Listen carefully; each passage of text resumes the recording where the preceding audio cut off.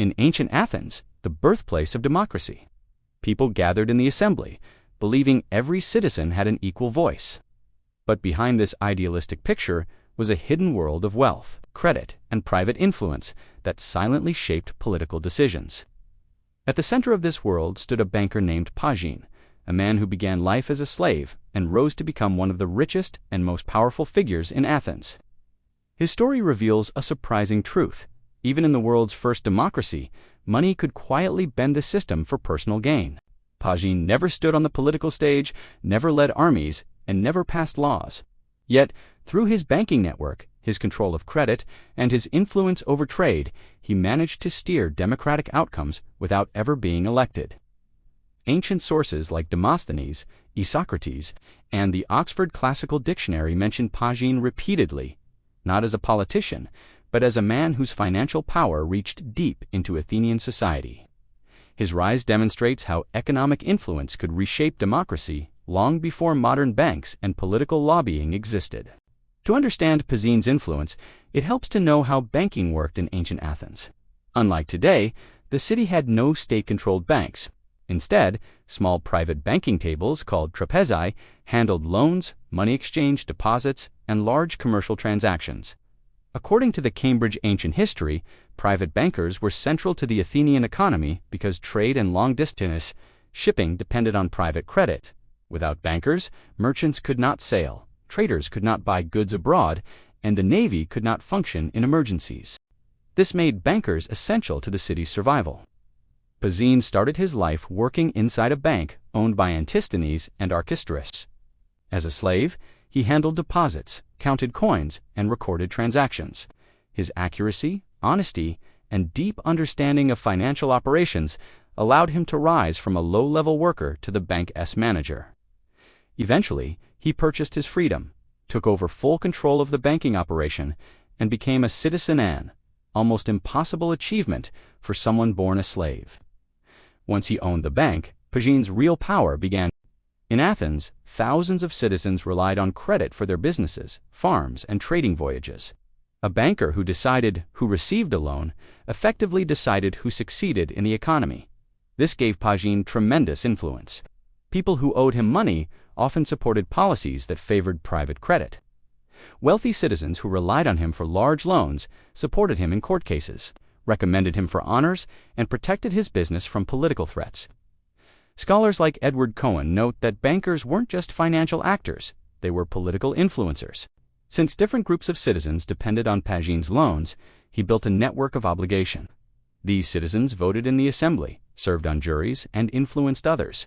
Through them, Pason's power indirectly seeped into the democratic system. He didn't need to speak in political debates. His clients carried his influence with them. Another tool Pasion used to shape democracy was information. In ancient Athens, there were no standardized financial records. Bankers alone held the details of loans, contracts, and deposits. This meant Pasion knew which politicians were financially weak, which merchants were drowning in debt, and which wealthy families had secret obligations. This knowledge acted like a political weapon. If a rival politician was irresponsible with money, Pasion could quietly reveal it. If an ally needed protection, Pasion could keep damaging information hidden. Financial credibility mattered greatly in Athens. Many political attacks recorded by orators involved accusing opponents of mismanaging money. A banker like Pasion, who could confirm or deny financial details, subtly controlled reputations. A man's chance of being elected, re-elected, or chosen for important military roles could depend on the information Pasion revealed or withheld. Pasion further strengthened his influence by participating in the Athenian liturgy system. Wealthy citizens were expected to sponsor public services like equipping warships or funding religious festivals. While most saw this as a burden, Pasion turned it into a strategic investment.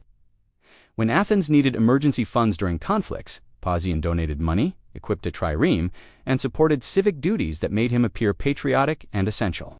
As Demosthenes records, Pason's generosity earned him extraordinary honors, including full citizenship. But these donations were far from charity. They secured him political protection, public admiration, and influence over policy. When the government relied on him for funds, he gained leverage over tax decisions, shipping regulations, and financial policies. His gifts to the state built a protective shield around his wealth and ensured that laws would never threaten the private banking system from which he profited. One of the most powerful tools Pasion controlled was maritime credit. Athens relied heavily on imported grain, especially from the Black Sea region. Without grain imports, the city would face famine. Shipowners needed large loans to finance these dangerous long-distance voyages.